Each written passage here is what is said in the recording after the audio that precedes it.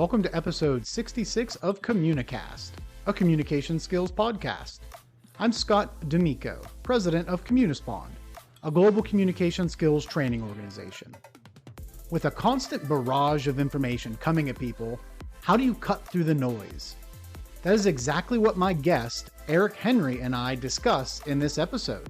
Eric is the president at Carousel Digital Signage, which is the industry leader in enterprise digital signage content management. I hope you enjoy. Eric, thank you so much for joining me today. Absolutely, my pleasure. Looking forward to the conversation. Looking forward to it as well. Before we jump too far into it, why don't you maybe tell the listeners just a little bit about you, your career journey, and what it is that you're working on today? Absolutely. So yeah, going way back out of college, I was a finance and accounting major. So I started at American Express.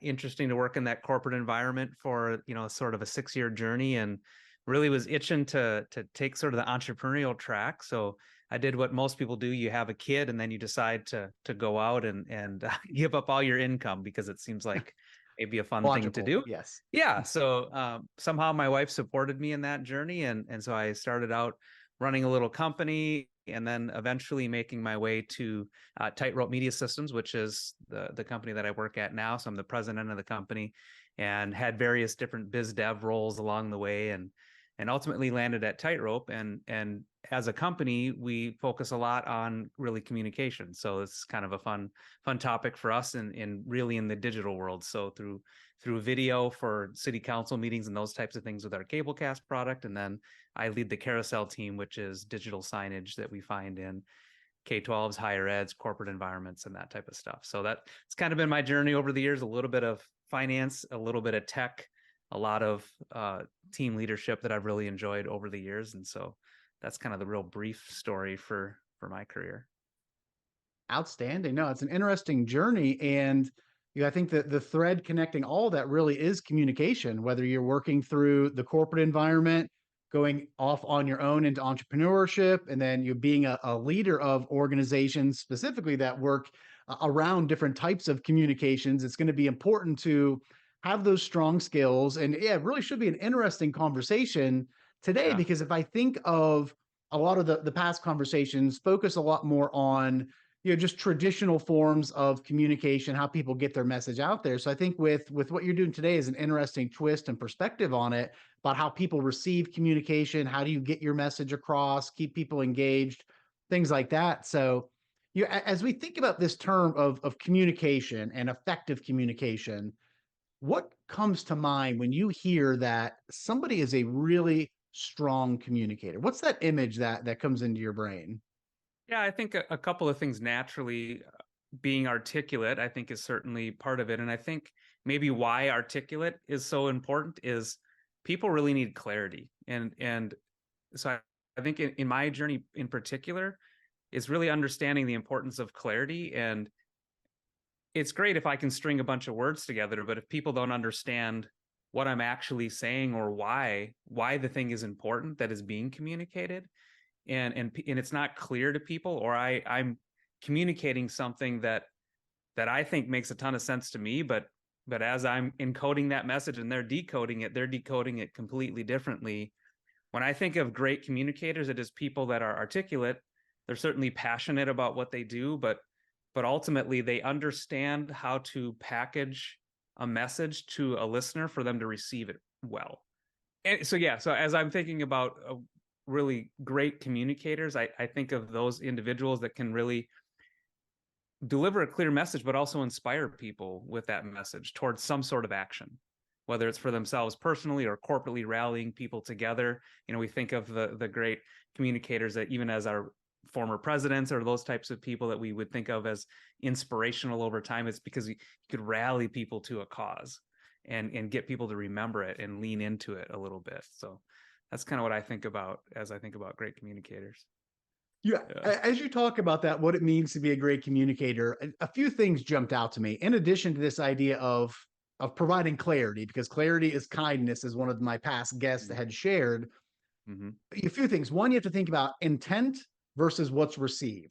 Typically, and I'd say more often than not, what's received is going to be at least somewhat different from your intent when you put it out there, right? As it goes from your brain to your vocal cords out into the world and someone else's Certainly. ear to their brain, things have a way of getting changed or distorted a little bit. So really understanding that, focusing on your audience, starting to think about, really what is important to this group that I'm speaking to. Then, as you Mhm. mentioned, how do I take that and just put it in a very concise way and deliver it to them in a way that they're going to be able to understand it, which a lot easier said than done. But when you can Certainly. do that, it absolutely sets you apart as a communicator. Yeah, and one thing just to follow up on that, it's I can intend a thing, but now that you and I are on a video call seeing each other, I can see that maybe if I communicated something in a particular way, it may not have landed on you because I can read your Hmm. body language or your facial expressions and maybe follow up with a clarifying statement or maybe a question to you. That the difficulty is when we change the medium to text messaging or video on screens or those types of things, because now we're not in real time interaction. So even as we change to remote work environments and those types of things, you don't have that immediate feedback, which is a difficult removing Hmm. in communication. Is boy, and we see that right now, especially with our young people who are primarily texting. Boy, I had this Hmm. really difficult conversation with this person. They didn't seem to take it well. Well, it's hard to read intent or understand how somebody may have received a message depending on even the mechanism we use. And obviously, as a company that's delivering one-way communication, we have to be really mindful of that as well. So You bring up a great point where the medium or the vehicle that we use to deliver the message can sometimes make or break it. You have to determine what is the right way to deliver this message. Is it in person, a video call? Can it just be done by phone, text message, email, things like that? But yeah, you hit on with what you're doing with the digital signage. I mean, how do you think through that as you're putting messaging out there to make sure that, gosh, we really hope the intent of this is what lands with the audience? What are some things that you go through as you're working through that for your clients? yeah, so one of the things I think ultimately what's interesting is digital signage or video broadcast of meetings or those types of things. They aren't really the end goal. So if you think about it and you back up from a little bit, what we're actually trying to do with that communication is keep people connected in person in some way. And so, for example, on a higher ed campus, the communication on the signage shouldn't replace people meeting and interacting in person. We actually want to use that communication should be resulting in people getting together, because ultimately what we're trying to do is foster community. So the irony of us as a company is we're a tech company, and a lot of times with technology we think about that's actually leading to separating people or distancing in relationship. And so Mhm. how do we encourage a higher ed institution to think about their tools as a way of fostering community, not replacing interaction? And so I think that's how we would encourage people. Hey, use the communication to highlight the fact that this event is happening, or this gathering on campus, or this group of people that might be a smaller group for people to connect with the history majors, or whatever the gathering might be. We want to incent community and human connection more than just reading a thing on a screen and getting my information and moving on with my day. So it's a little bit different in just even thinking about why we have these tools in the first place. Mhm.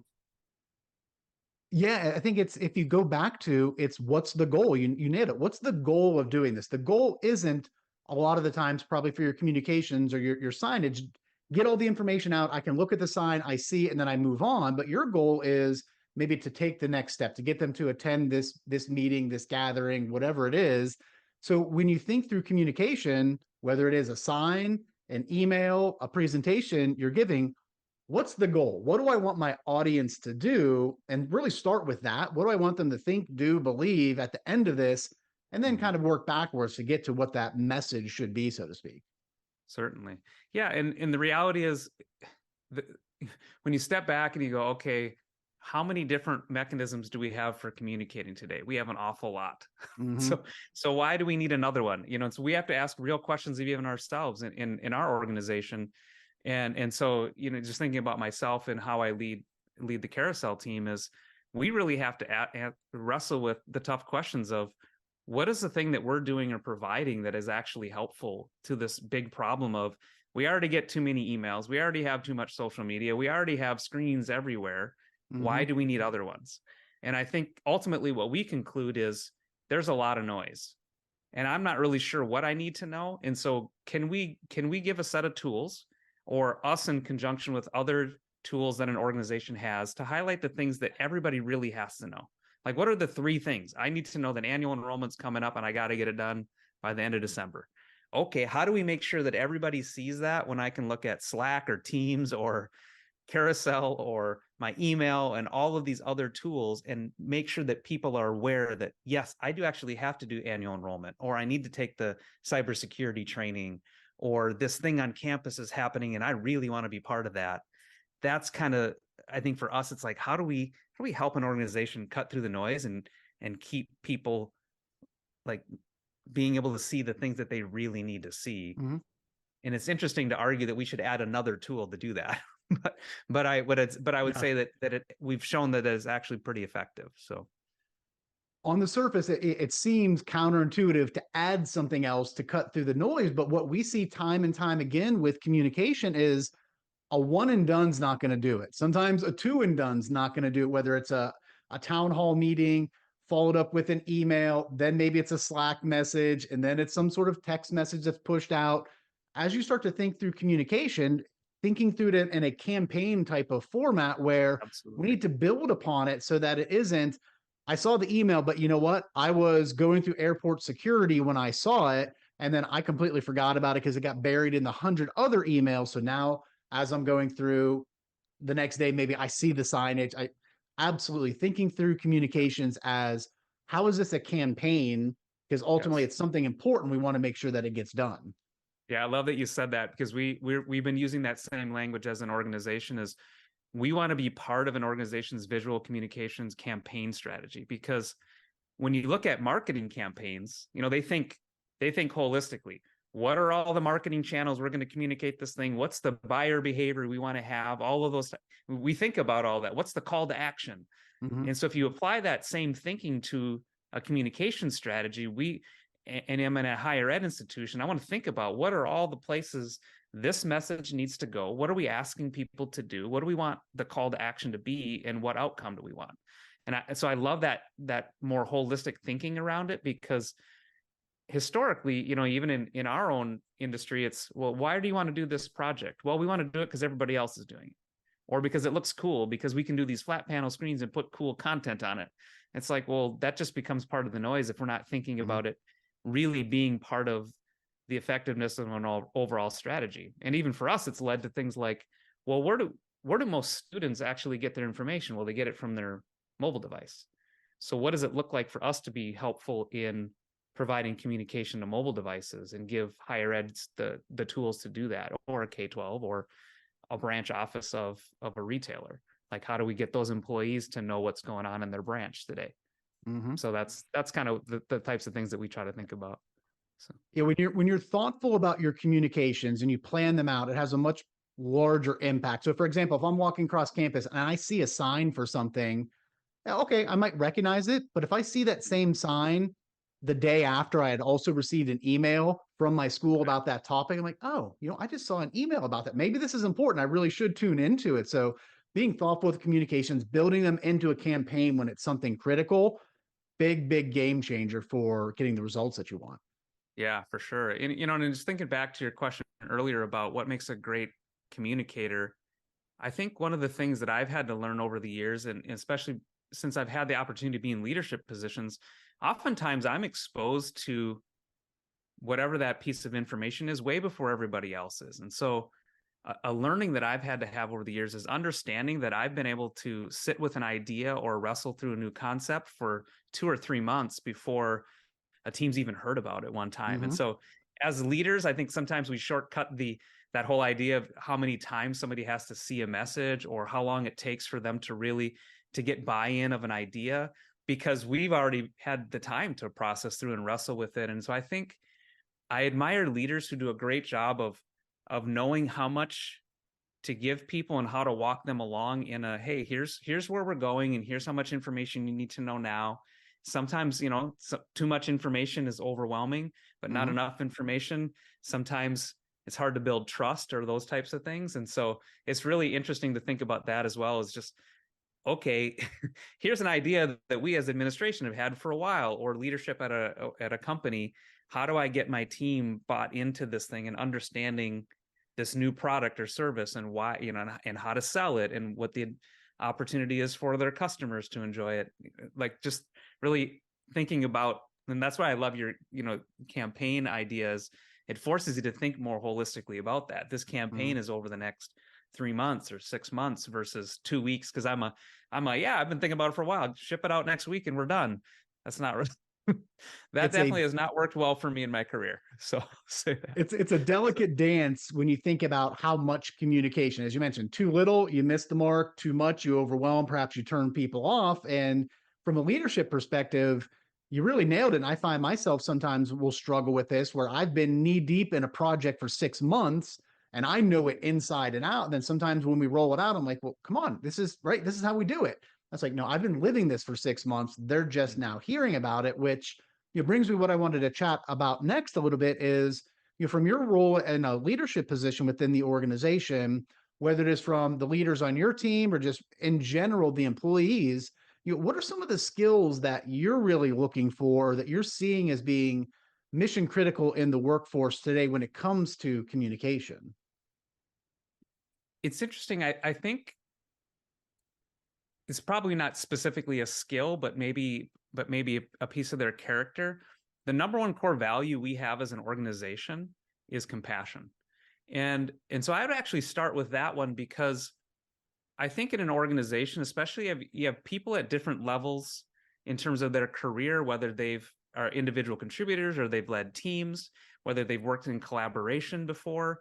And so I think I would say for myself, oftentimes I'm most looking for people that are compassionate, because not everybody can articulate their ideas well. And so as much as I can have people on the team that are helping their peers express themselves or get clarity, this idea, I think back to like books like Crucial Conversations, where it talks about this idea of creating safety. I think that's what lends to, like, a lot of communication breakdown is people that aren't comfortable or don't feel safe, or they don't know that they're in a trusting environment, or they're afraid to fail, or people thinking their ideas maybe not a great idea. So I think as an organization, we've always wanted to inspire innovation. We wanted to inspire people to kind of like lead the charge and try something new, and it's okay if it doesn't work. And the only way that you can do that is in a collaborative environment where people feel really safe. And I think that starts with knowing that there are compassionate peers. And so I think that's kind of where I actually start with it. And then I look for, hey, can you really articulate these ideas? Because there are a lot of people that are very intelligent, right, and have great ideas, but don't necessarily know how to articulate them. And so, okay, but I can work with that. Like I love for people that the second core value we have is continual improvement. And so we would say, how can you, hey, we struggled with really getting where you were coming from. How might you be able to communicate this idea better in the future? And as an organization, we try to give people opportunity to do that. So every month at our all hands meeting, we invite people on a team who may have done a project to share their update to the whole company, just because I think that's a really healthy way of practicing it. So if you're not client facing all the time, you don't have a whole lot of opportunity to practice your communication and receive feedback. And again, compassionate feedback, not really like harsh feedback, because I think that just brings people, that kind of helps people recoil. If you don't want them to continue to grow, you can be harsh. But that's kind of, I think, more when I think about it, depending on where people come from, they haven't had a history of experience in presenting and stuff. And so I just look for opportunities to give people so that they can practice that and kind of grow into it in their career and know that they're safe doing it. So I think that's kind of, it's almost like a community thing where we're all trying to help each other get better and grow. Absolutely. And I will say we see that a lot with the work that we do with companies that have a lot of folks that are very technical, or they're just outstanding at their role and their job. But when it comes to the communication aspect of it, whether it is taking their findings and sharing with senior leadership, okay, here's what we have, here's why we need to do this, or here's why we need to change course. Or if they put them in front of a client and they're not used to it, maybe the wheels come off. So I think giving people opportunities to grow and to develop, and as you mentioned, creating a safe, friendly environment for people to do that, to showcase some of their accomplishments is a great way to do that. And the other thing that you mentioned there is around innovation, right? You want to continue to evolve and to grow as an organization. And I would say it's got to be nearly impossible to do that and to innovate if you have not fostered a culture of safety and of responsible risk taking where people feel comfortable asking questions, doing things differently, perhaps even failing, and they know that as long as they're doing it trying to move something forward, they're not going to be embarrassed, they're not going to lose their job or be shunned. But this is this idea of we need to challenge the status quo. We need to feel comfortable to raise our hand if we're seeing something that's not right, whether it is something we can do better or something that just legitimately isn't right. We need to not do this or change it. So yeah, creating that culture is really important, and it's really important for leaders to model those behaviors. For sure. And just understanding that it goes against a lot of our human nature. Like none of us want to fail. Mm-hmm. This idea, but continually reminding ourselves that it's okay if we're going to fail, we want to fail fast. We talk Mm-hmm. about that a lot, and we want to learn from it. And we want to do it as a team. And it's not, hey, Joe failed over here. It's like, Mm-hmm. hey, we tried a thing. Here's what we were thinking about, and here's what we were trying to do, and here's what we learned from it. Okay, awesome. What are we going to do next? And so like around that continual improvement thing and Mm-hmm. compassion, you put those two things together, and it's awesome. And the other thing that our third core value actually is clarity. And so we found that, and a lot of times for clarity, for me, I found and maybe even helping the team grow in their ability to communicate is for me to be really good asking questions. So the person that can't articulate necessarily their idea or the why they want to do the thing, if the better I can be at asking them questions so that they can help formulate their thoughts or get out, because there's probably some genius hidden back there that we don't necessarily understand yet. And so the better questions that I can ask to help unlock that person, there's probably something I'm going to learn in that Mm-hmm. situation. And so I think that's another thing that I'm really trying to progress in, is not talking as much, because that's my part of one of my Achilles heels, as I love to tell stories and I get super excited, and then I unintentionally talk over or I dominate a conversation. And so Mm-hmm. I'm really trying to be mindful of asking better questions and opening people up to express themselves and process through their ideas, because there's these gems that are hidden, right, that Mm-hmm. you uncover on your team when you're not talking as much. So that's kind of That's where, a like, for great, me personally, yeah, that's where I'm at on my journey. So to think about, right? If you're somebody that's listening to this and you're aware that you talk a lot, you tend to dominate conversations, or perhaps you go on too much, asking questions is a great way to help with that, because when you're asking a question and the other person's talking, what happens? You have to shut your mouth for a little bit. And yeah, as you mentioned, yeah. you learned. And right now, my son is in high school and he's really big into wrestling. And so after his matches, we always talk about how it went. And specifically, if he loses a match, rather than saying, "Oh my gosh, that guy was so much bigger or stronger than me or taller," and it was okay. Well, great. What can we learn from this so that the next time you go up with somebody like this, somebody maybe that's 6 inches taller than you or whatever, what did you learn from this about how you can adapt it to there?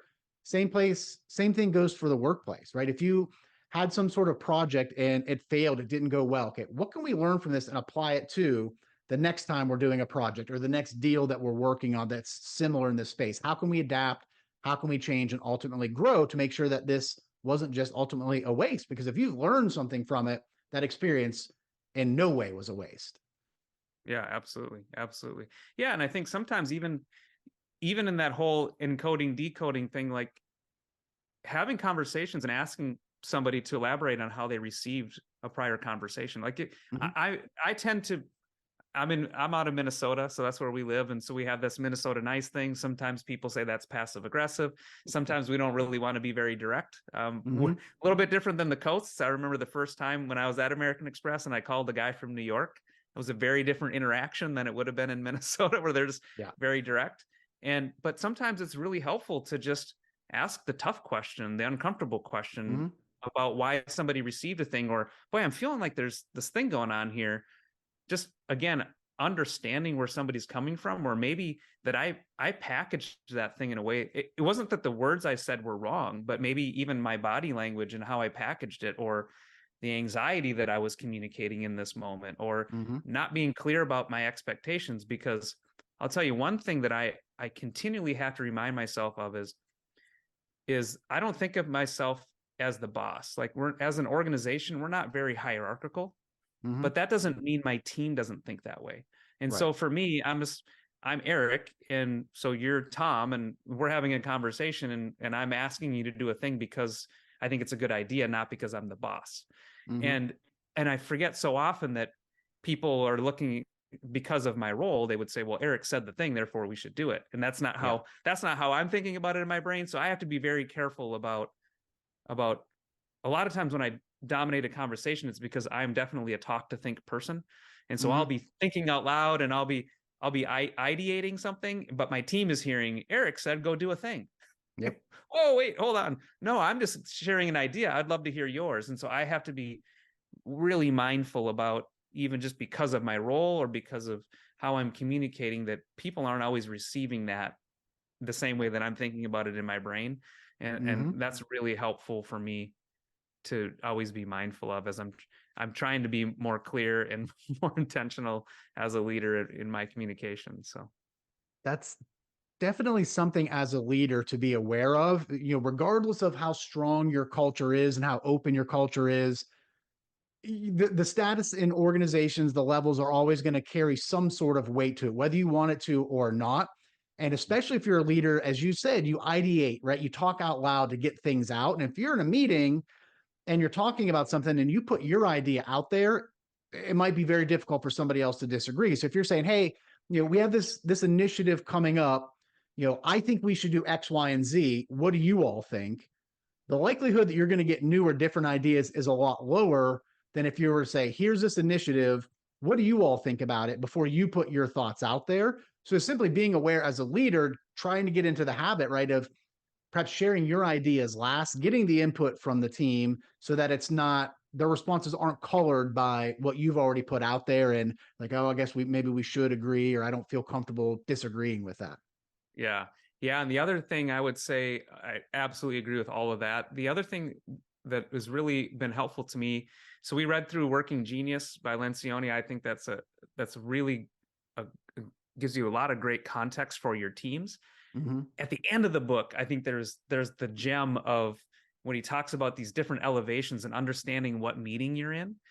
Because some of my team is they're all about execution, and they're very tactical, right? And most of my meetings, I tend to be at this 30,000-foot view, and the disruption that it comes from me bringing an idea to a team that's landing the plane, right? Or the Yeah. disruption to a person coming to a strategy meeting with all the clarifying questions and all the details when we're still at 30,000 feet. Yeah. I think as an organization, for us, like, just that understanding, and when we're in a meeting and when we have an understanding, the expectation of where we're at in that meeting, I think also brings a lot of clarity to the conversation, because it tells me that it's not time for ideas when the team is landing and executing the plan, Mm-hmm. unless they're stuck. If they're stuck and they say, we need to get unstuck, Eric, do you have ideas? Okay, cue Eric and the ideas. But otherwise, I need to pretty much have my, like, I'm pretty good at going last now, but sometimes I shouldn't say anything at all. And so, Mm-hmm. and I think it's when I'm understanding that sometimes those ideas are disruptive to my team, but I have to be way more aware of that when the meeting starts. And so I think that's been really helpful to us too, is going, okay, this is a brainstorm meeting. Cool. Eric can brainstorm all he wants and it won't be disruptive. And the whole team understands that means nobody is to do anything. We're Mm-hmm. only just coming up with ideas. And there's other meetings where Eric's to say nothing because the team's just executing, and they're just giving you an update. They don't actually need any input from you. And if you do, you're just going to disrupt them. Oh, okay. That's good. Eric should sit here and just listen.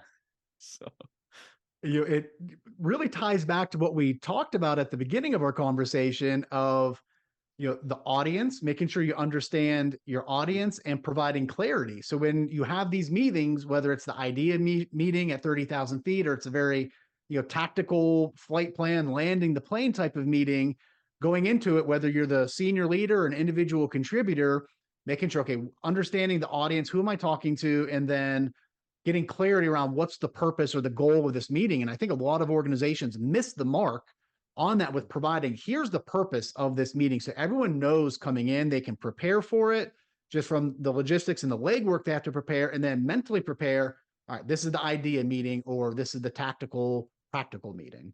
Mm-hmm. Yeah. And I think continually going back to clarity.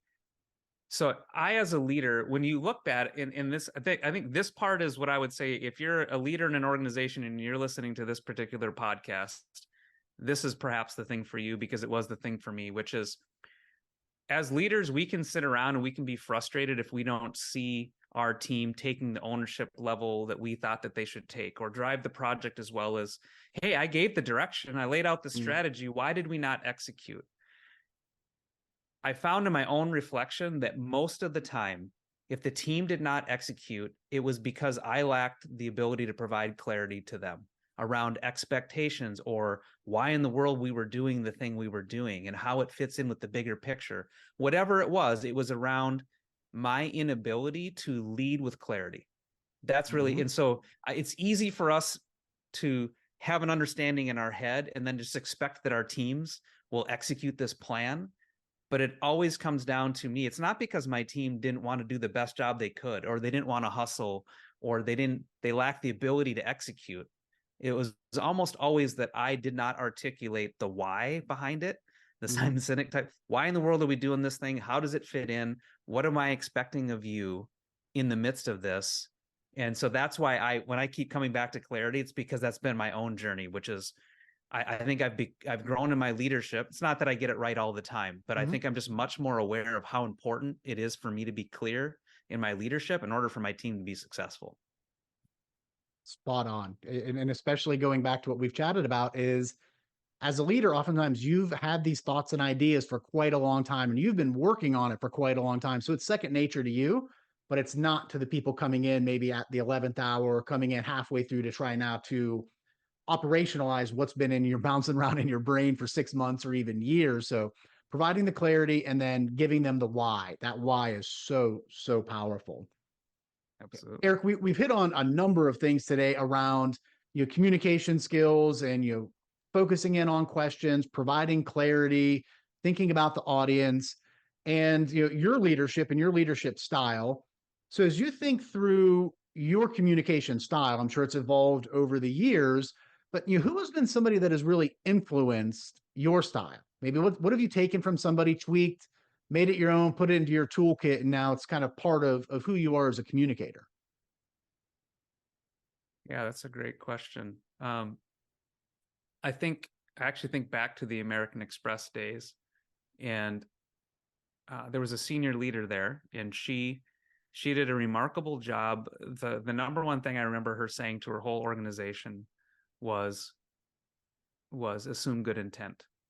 And I think that as a young 20-something-year-old young man was really impactful to me, because then it really influenced how I received messages from others in assuming good intent first. And the other thing that she did remarkably well, she led an organization of 500 people. I was, at the bottom rung, but when she would notice good work, she would recognize people. And so I think when I look at that, I think that sort of set the tone in my career for wanting to be eventually a leader that fostered a really healthy environment of people that genuinely cared about one another and understood that we're all on the same team. I think that's what I kind of heard from her. And the other thing was, she was really good at making sure people felt seen and heard. And so with all of this communication, in leading a team, what I hope my team comes away with is, whether we agree or we disagree, or we're able to take their idea or not take their idea, I want them to know that they're a valued member of the team, wherever they land in terms of org charts and all that type of stuff.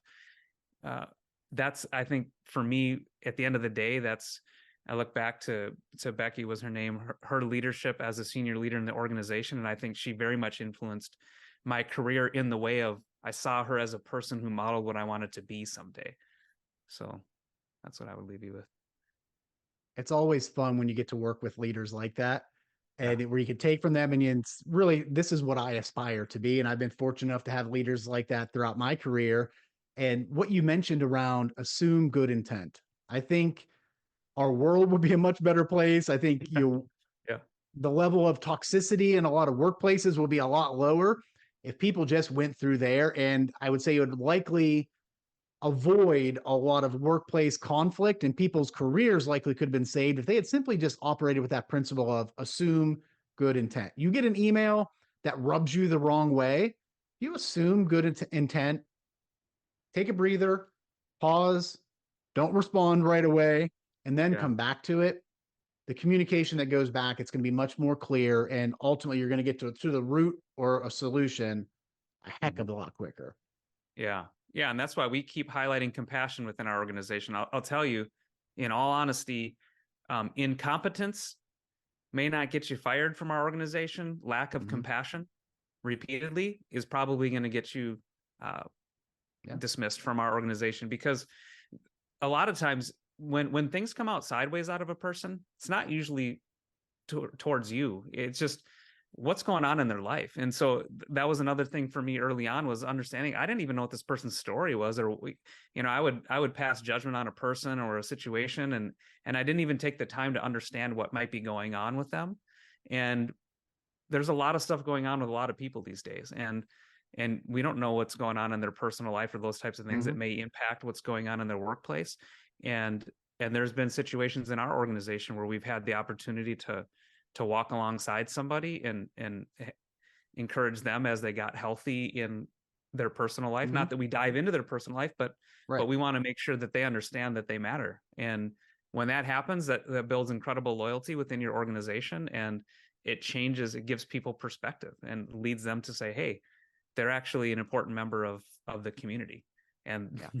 that's way better than driving towards metrics and doing all the things, and it produces really good results. So Yeah, I think oftentimes if you fall to the other side of that, you might get results, but oftentimes they're going to be short lived and you're going to pay a price for them at some point. yeah. It's similar to the concept of like the brilliant jerk. A lot of us have heard about this, where you may have somebody at your organization, they're brilliant or they're a top sales performer, but if they're just a jerk and they are, miserable to people and are hurting other people, those short-term results are not worth it. I've worked with people like that, and it never fails, right? After a certain period of time, something dramatic happens, and it's more than offsets the good that they did from a results or numbers perspective. So I think leading with compassion, focusing on your people, super, super powerful ways to lead an organization.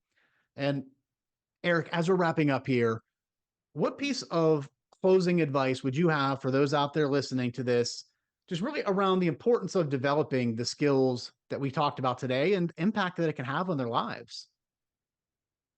Yeah, I think the advice that I would probably give, I joined a peer advisory group.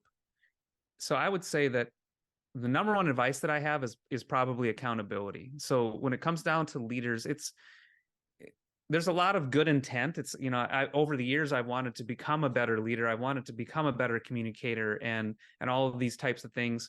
And there are just things, we're so close to it ourselves that we just can't see, that when somebody else is walking alongside you, it may be fairly obvious to them the adjustment that you need to make. Things as simple as, boy, I'm not sleeping at all. Well, I noticed you were carrying 2 vats of coffee. Interesting. Maybe you should lay off the coffee a little bit. That might help you in getting a little bit more rest, and therefore help you in your judgment tomorrow at work, and Mm-hmm. controlling your tongue, or those types of things. And so I have found, however accountability looks, the four of us that are in leadership in our organization, we've created, fortunately, an environment where we can hold each other accountable and have Mm-hmm. tough conversations with one another that makes us better. And so Yeah. at the end of the day, I want to be a better leader and a better communicator. Well, the only way I can do that is with other people's help. I can't do it in a vacuum as much as I'd want to. And so joining, for me, it looks like a really strong leadership team where we have said we're going to give each other permission each quarter as we go. We do traction, so we go through the people analyzer, and we talk about one another. Hey, what did we see that you did really well this quarter? What things do you say you were going to work on? What did you shore those up or not? What things you got to still work on, Eric? That came out a little Mm-hmm. sideways. that's super helpful to me. And then a peer advisory group that I meet with once a month. There are, different groups that are available around the country. And so JJ, our owner, and myself are both part of groups. And it's really helpful to be in a group of people that know you and your business well. They know you personally. You've stated what you want to do and be, and they ask you tough questions on whether you're doing it or not. So I think that for me has been super helpful, and I can process through things with them and say, boy, I have this tough thing to communicate with this person. Help me prepare for that. That's been really helpful to me, because you get outside perspective that's outside of your business, where sometimes you're so close to it, and even your own leadership team is so close to it that you may not see it. So having that perspective and it combined with accountability, I think has really been magical in terms of helping me progress in my leadership over the years. And I have to be open to it, right? Like, I can't be super defensive all the time and again, assume good intent that they're trying to help me be better. Right. So that's, I think, the closing advice that I would give is be open to accountability. It sounds scary at first. In my group, when I do my annual presentation, they actually interview people on my team, kind of like a 360, but they also interview my wife. And that's tremendously valuable, because it's amazing what little tweaks that people will hear a little bit different that will help you in your marriage, help you lead a company well, those types of things. So that's what I would say. And I will say that's one of the biggest things that I love so much about my job, is that these skills really do have a tremendous impact on all aspects of your life, with your family, with your friends, with your job, your livelihood, everything. Small tweaks along the way, and being open to it and being open to being held accountable make a massive difference. And I would say kudos to you, because a lot of people talk about accountability and want to be accountable, but they really don't do things to set it up. So being on advisory committees and having that relationship with your senior leadership team, where you review and talk and have open, candid conversations on a regular basis, I will tell you, puts you head and shoulders above what most people do. And you have to be open to it. You have to let your guard down a little bit and assume that positive intent, so that you really can take it, internalize it, and grow. Yeah, absolutely. Eric, thank you so much for joining me today. Really enjoyed the conversation. I hope you have a great rest of your day. Yeah, you as well. Thanks for having me. Appreciate it. A special thanks again to my guest, Eric Henry. Eric's point about assuming good intent is very powerful. Assuming good intent will help you to avoid unnecessary conflicts and mistakes. As we wrap up this episode, remember that the journey of improving communication skills is ongoing. Make sure to stay connected with Communicast by subscribing, so you can benefit from conversations with future guests. If you found value in today's episode, I'd be grateful for your support. Leaving a rating or review is a fantastic way to let us know the impact this show has had on you. Thanks, and have a great day.